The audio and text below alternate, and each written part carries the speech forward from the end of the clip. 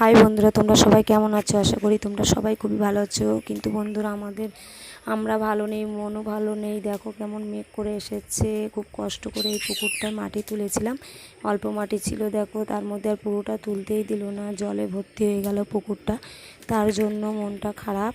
আর খুবই বৃষ্টি ও ঝড় হয়েছে আগামীকাল রাত্রে। দেখো আমাদের বিলে জল জমে গেছে, কতটা চারিদিকে জলে থই থই করছে। তো বন্ধুরা বলো, এইসব পরিস্থিতিতে কারো মন কি ভালো থাকে বলো? দেখো সারা দিকে জলে থই থই করছে, যেমন ঝড় তেমনও বৃষ্টি হয়েছে। আর বৃষ্টিতে আমাদের ঘরবাড়িও তো ভেঙে গেছে।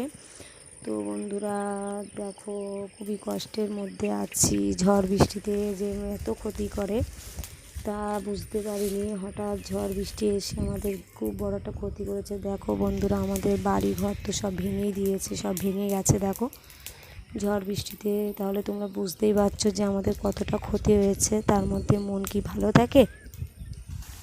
নিশ্চয়ই তোমাদের ওই দিকেও ঝড় বৃষ্টি হচ্ছে। তো কার কার ঘর বাড়ি ভেঙে গেছে কমেন্টে জানাবে। দেখো বন্ধুরা, ঘরের চাল টাল সব ভেঙে গেছে। আর আমাদের খেতে যে জমিটা করেছিলাম, তোমাদের ছোট্ট বন্ধু দেখাতো প্রায়, যে ভুট্টা গাছগুলো, সূর্যমুখী গাছগুলো, সেগুলো সবই ভেঙে পড়ে গেছে ঝড়ে।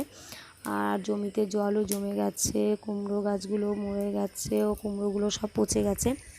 তাহলে বলো, এই দেখো সূর্যমুখী গাছ, দেখো সবই ফুল হয়েছিল, সব পড়ে গেছে। দেখো নিচে মাটিতে গড়িয়ে পড়েছে।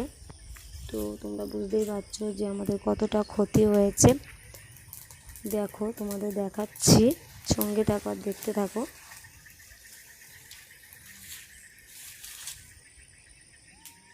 তো বন্ধুরা বুঝতে পারছো যে আমাদের কতটা ক্ষতি হয়েছে ঝড় বৃষ্টিতে। আর একটা কথা হলো বন্ধুরা, আমি যখন রান্না করছিলাম সেই টাইমে হঠাৎ বৃষ্টি এসে আমাদের ঘর বাড়ির ভেতরে যে জলও ঢুকিয়ে দিয়েছে। তার জন্য তোমার দাদাভাই দেখো সকালবেলা গোবর দিচ্ছে, আর আমি রান্না করছি খুবই কষ্ট করে। রান্না তো করাই যাচ্ছে না, উনুন টুনুন সব ভেঙে গেছে, ও উনুনের ভেতরে জল ঢুকে গেছে, ওপর দিয়ে চাল ভেঙে জল পড়েছে উনুনে, উনুনটা ভেঙে গেছে। ভিডিওটা করেছিলাম রাত্রে, কিন্তু সে হঠাৎ কীভাবে ডিলিট হয়ে গেছে দেখতে পাইনি, বুঝতেও পারিনি। তো আবার যখন করলাম সকালবেলা করে ভিডিওটা তোমাদের দেখাচ্ছি। তো বন্ধুরা, আমি যখন রান্না করছিলাম হঠাৎ ওপর দিয়ে জল পড়ে আমাদের রান্না বন্ধ করে দিয়েছিল। রাত্রে না খাওয়ার মতো না খেয়েছিলাম সবাই, কারণ জল পড়ে সব তরকারিকে নষ্ট হয়ে গেছিলো। তাহলে কি করে খাবো বলো?